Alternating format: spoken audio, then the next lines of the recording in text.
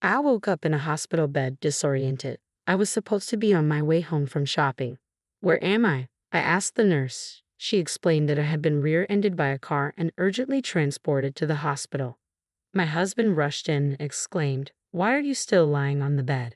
Let's go home, get discharged now, and make my dinner. If you can't fulfill your wife's duties, I'll divorce you." I couldn't believe what I had just heard. Who says that to their wife, especially when she's bandaged up and in pain? It was unbelievable. In that moment, I lost all my feelings for a husband who didn't seem to care about me at all. I started preparing to leave him. He was certain that I, as a housewife, couldn't possibly divorce him. Little did he know, he would be the one struggling if I brought up divorce. My name is Lisa. I became a housewife after marrying Daniel, following his wish. I never disliked my job, and my hard work had started paying off, putting me in an important position with talks of a promotion and reshuffle ahead. When I shared the news of the promotion with Daniel, he immediately insisted that I become a housewife after marriage, convinced we could get by on his salary with some savings. Overwhelmed by his passion, I quit my job. My coworkers and bosses were disappointed, but it was important for me to align with Daniel as a couple. After I quit, Daniel started to assert his superiority because he was the breadwinner, reminding me that I couldn't live without him. Looking back, he probably pushed for me to quit because he feared I might earn more than him with the promotion on the horizon. Despite this, I devoted myself to supporting Daniel's work and making our home comfortable. I managed meals, considering his schedule, and ensured perfect cleanliness. Yet Daniel couldn't resist complaining. Tonight's dinner was a bit bland, he'd say. I'd explain my reasoning, but he'd always find something to nitpick. Over time, he started coming home later, reeking of women's perfume. When I asked about his late nights and health, he'd brush me off, irritated. "I have a lot going on at work," he'd snap. "What exactly are you doing during the day?" I felt compelled to justify my every move, detailing my chores and activities. His mistrust grew, and he began demanding a daily schedule of my whereabouts. "Hey, what are you going to do today?" he'd inquire with a suspicious tone. "I plan to do the laundry and cleaning in the morning, then go grocery shopping in the afternoon." "When are you going to be back from shopping?" Daniel asked. "I can't say for sure, maybe around 4 o'clock, I replied. "Okay, got it. Don't be later than 4. I'm going to call home to check on you," he said. "Why would you do that?" "To make sure you're not slacking off on your housework," Daniel replied, starting to manage my schedule down to the hour. That day, my shopping took longer than expected, and I rushed home on my bicycle. It was already past 4 o'clock. I need to hurry back home or Daniel will get mad at me again, I thought to myself, feeding up. In my hurry, I didn't notice the car approaching from behind. The next moment, I felt an impact on my back. Before I knew it, I found myself lying in a hospital bed, trying to sit up, feeling pain throughout my body. A nurse, noticing my consciousness, hastily called for a doctor. "Oh, you're awake? You were hit by a car from behind," the doctor explained. According to him, I was rear-ended while riding my bike, fainted unconscious from the impact, and an ambulance brought me to the hospital. Fortunately, there was no bleeding or head injury, just full body bruises. Though I was in pain, there were no fractures or lasting damage, and I was told I could be discharged in a few weeks. Relieved, I checked my phone and saw a slew of missed calls from Daniel. "I need to call Daniel. He must be worried sick," I muttered to myself. The nurse quickly intervened, saying, "I've already notified your husband." Unfortunately, he couldn't pick up the call, so I left a message on his voicemail. "I might have made him worry," she explained. "Your wife was in a car accident and has been urgently transported to our hospital." The nurse had left that message in her voicemail, prompting me to call my husband. "Hey Daniel, it's me, Lisa. What the hell are you doing? Why aren't you coming home?" I asked urgently. I did listen to the voicemail. "You're awake now, right? So you can come home, can't you?" Daniel replied impatiently. "I can't come home. I was in a car accident. I'll be staying in the hospital for a few weeks," I explained, hoping he would understand the severity. "If you're being hospitalized, what?" Daniel's voice trailed off, and it seemed he had assumed my injuries weren't serious. "I'm coming right now," he abruptly said, and hung up. An hour later, Daniel burst into my hospital room. "Lisa," he exclaimed. I felt relieved to see him, but his next words left me frozen. "How long are you going to lie there?" "Let's go home," he demanded. "What? Go home? What on earth are you saying?" I couldn't hide my confusion as I responded. I can't go home. I was in a car accident today, I reminded him. Just because it was an accident doesn't mean you're knocking on death's door. You're fine. Discharge yourself immediately and make my dinner, he insisted, his tone growing more impatient. Can't you see these bandages? How do you expect me to cook in this state? I protested. You're overreacting with this hospital stay. I bet if I hadn't come to fetch you, you'd just be lazily lying on the bed. Here I am, worn out from work, and you won't even cook dinner. That's unacceptable as a wife, Daniel retorted sharply. Look, the hospital says I need to stay for a few weeks. It's not about being lazy, it's about getting necessary treatment, I insisted. Use any excuse you want, but if you think I'll let you off the hook for housework, you're wrong. If this isn't working for you, I'm okay with getting a divorce, Daniel retorted. That's ridiculous. I can't possibly do housework in this state, I argued. Well then, divorce it is, he said coldly. Daniel seemed to care more about having his housework done than the fact that I had been in a car accident. I felt myself falling out of love with him quickly. Having discovered his true feelings, I made up my mind on the spot. All right, I said. Hearing this, Daniel smirked, seemingly victorious. That's right, you should understand that my word is law. Seeing me still not trying to move, Daniel started to lose his patience. Hey, how long are you going to keep lying around? Start getting ready to leave. Just as Daniel tried to forcibly get me up, the doctor entered the room. What on earth do you think you're doing? He demanded.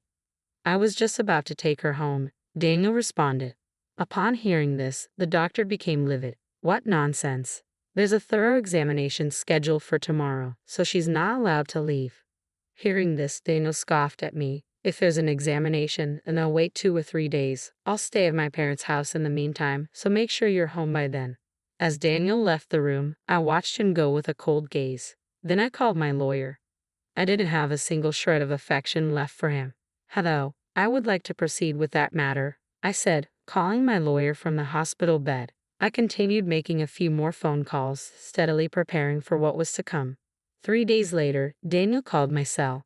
Lisa, why the hell aren't you home yet? He demanded.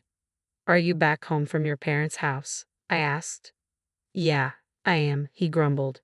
The examination's over, isn't it? Then stop lounging around and get back to the chores that have piled up. Daniel didn't even bother to ask me about the medical test results. He didn't seem to care about my health one bit. Daniel, you've been staying at your parents' place all this time, right? I asked calmly. I told you already, didn't I? So what? Did you happen to check the mail sent to your parents' house? I inquired. Mail? What on earth did you send? He asked, sounding confused. Divorce papers, I said. In fact, I had a lawyer send the divorce papers, already signed by me, to Daniel's parents' house. The divorce papers, he repeated, surprised. Why are you surprised? You were the one who said, let's get a divorce, weren't you? I reminded him. Daniel sighed as if mocking me. I never thought you were that stupid. Do you think you can live on your own after divorcing me? Who provides for you? My decision was definitely the right one. I can't start doing house chores right after the accident. I need to take better care of my health. That's why I decided to divorce you, I stated firmly. You think you can make a living after divorcing me? You rushed into this decision. Daniel laughed loudly and then hung up the phone. But Daniel had no idea what was coming next. The following day, his parents rushed to the hospital in a panic. We saw what our son has done. It's terrible, they said as they entered my hospital room, bowing their heads in apology. No, it's not your fault, I replied calmly. You're right, the person who needs to apologize is Daniel himself, my father-in-law said. He immediately called Daniel. Come to the hospital immediately, he ordered. Daniel, not understanding what was going on but hearing the seriousness in his father's voice, arrived in my room within minutes. Dad, what's going on? Why'd you call me here? Daniel complained, only to be berated by his father on the spot. Don't be stupid, you caused a mess. Apologize to Lisa right now. What? What are you talking about? Daniel asked, bewildered. My father-in-law held out the envelope I had sent to their house. This letter, which was delivered to our house, he said. Hearing this, Daniel began to laugh with an air of confidence. Oh, the divorce papers. Lisa went and took my threats seriously and sent me the papers. She wouldn't be able to live without me, yet she's acting so foolishly. The problem is this document here, my father-in-law said, taking out a bill for consolation money from the envelope. Upon seeing it, Daniel's face turned pale. Consolation money? Lisa was the one who sent me the divorce papers. Why should I? Daniel stammered. I'd be the one to pay consolation money. She abandoned her duties as a wife, checks herself into a hospital, and I'm the one who owes consolation money. Daniel protested. Enough with all this, my father-in-law said, his voice filled with suppressed anger. He pulled out photographs and a report from the envelope. These are the evidence of your cheating, and here's the investigator's report. Looking at these, there's no doubt you're in the wrong. I can't believe what you've done. Seeing the photos and the report, Daniel turned pale. Lisa, when did you manage to get all this? I had started to suspect Daniel's cheating when he began coming home late, claiming it was for work. He would return each night smelling of women's perfume. At first, I thought he was just drinking at places frequented by women, but when I discreetly checked his credit card statements, I discovered he was dining at trendy restaurants and buying popular brands loved by young women. It was obvious he was spending money on dates with another woman. His behavior became more blatant over time. He started increasing the frequency of his affairs, finding opportunities during his outdoor work hours and even on weekdays. The detailed checks on my daytime activities were his way of avoiding running into me during his meetings with her. Still, I held on to the hope that he would return to me someday. However, Daniel trampled all over these feelings, showing no concern for me after the accident and treating me like a maid.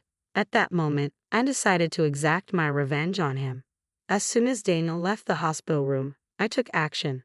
I contacted my lawyer and asked him to send the signed divorce papers and the bill for consolation money, which I had prepared in advance, to Daniel's parents' house. Knowing him, he was probably spending time with his mistress instead of going home to his family. My guess was spot on. Unlike my husband, my in-laws are upright people who would never approve of their son's cheating. Sure enough, upon receiving my letter, my father-in-law and his wife were quick to rush to my hospital room. Having learned everything, Daniel stood there in a daze. So, Lisa, you knew about my cheating all along? Yes, of course, I replied, looking at him with icy eyes. You come home smelling like women's perfume, and you lavish your mistress with your credit card. It's so obvious it would be strange if I didn't notice. Plus, all your phone notifications were visible to me, so I knew exactly when and where you were meeting your mistress. Thanks to that, it was easy to gather evidence. I'm sorry, I was just tempted. I wasn't serious about the divorce. I thought you would come back home right away, Daniel stammered. Even if you weren't serious, I am. I don't want to continue a marriage with a husband who doesn't even worry when his wife has an accident and tries to make her do household chores. You were having fun with your mistress while I was hospitalized, weren't you? I accuse. Hold on, calm down. You're a housewife, right? You wouldn't be able to make a living if you left me. Don't be stubborn. Just let the past be water under the bridge, Daniel pleaded. Excuse me, there's no way I can just let it slide. I became a housewife because you wanted me to. If I get divorced, I'll start working right away. I won't rely on you anymore, I asserted. Start working right away? How long do you think it's been since you quit your job? Your previous company has definitely found your replacement by now, he scoffed. Do you think I've just been doing housework all these years? I've been continuously studying business in my spare time, I revealed confidently. I've got a few ideas lined up so I could probably propose several projects now, I said confidently. It's not that easy. The economy is down everywhere. Even I, who's been working the whole time, can't get a promotion easily, Daniel retorted. Isn't that because you're incompetent at work? A person who dates their mistress during outdoor work hours has bigger problems than just capability, I shot back. What? What would you know? He snapped. I think I know more than you do. In fact, when I approached my former company, they said they wanted me back under the same conditions as before, I revealed. The same conditions? You'd be earning more than me, he said, shocked. Yes, indeed. It was all for nothing, even though you were the one who encouraged me to become a housewife and quit my job. If you didn't want to be overtaken by your wife's salary, maybe you should have tried harder instead of pulling me down, I retorted. Hold on, if that's the case, you don't need the consolation money, right? Please withdraw your claim, he pleaded. Excuse me, there's no way I'm withdrawing it. This consolation money is to make up for the wrong you did. You can't just cheat on your wife and ignore her without facing any penalties. I said firmly. I'm sorry. I really regret it. Please forgive me, he begged. I will never forgive you. It's not enough to just say you're sorry. You need to show it with your actions. Go to hell, I said coldly. Daniel was unconvinced, but in the end, my in-laws stood up for me, and he finally agreed to the divorce and the payment of the consolation money. After paying the money, Daniel seemed to continue his relationship with his mistress without learning his lesson. However, it seems his company found out about his frequent dating during outdoor work hours, and he ended up getting demoted and having his salary cut. To top it all off, Daniel, who had almost run out of savings due to the consolation money payment, was promptly dumped by his girlfriend. News about the cause of his divorce and his demotion spread throughout the company, and I heard that he completely lost his place there. On the other hand, I was able to be discharged from the hospital safely without any after effects from the accident. I used the consolation money I received to move, and now I'm settling into my new home leisurely. My work after returning has been going smoothly, and life has been better since the divorce. That accident may have been a good catalyst for the divorce. I decided not to look back at the past and strive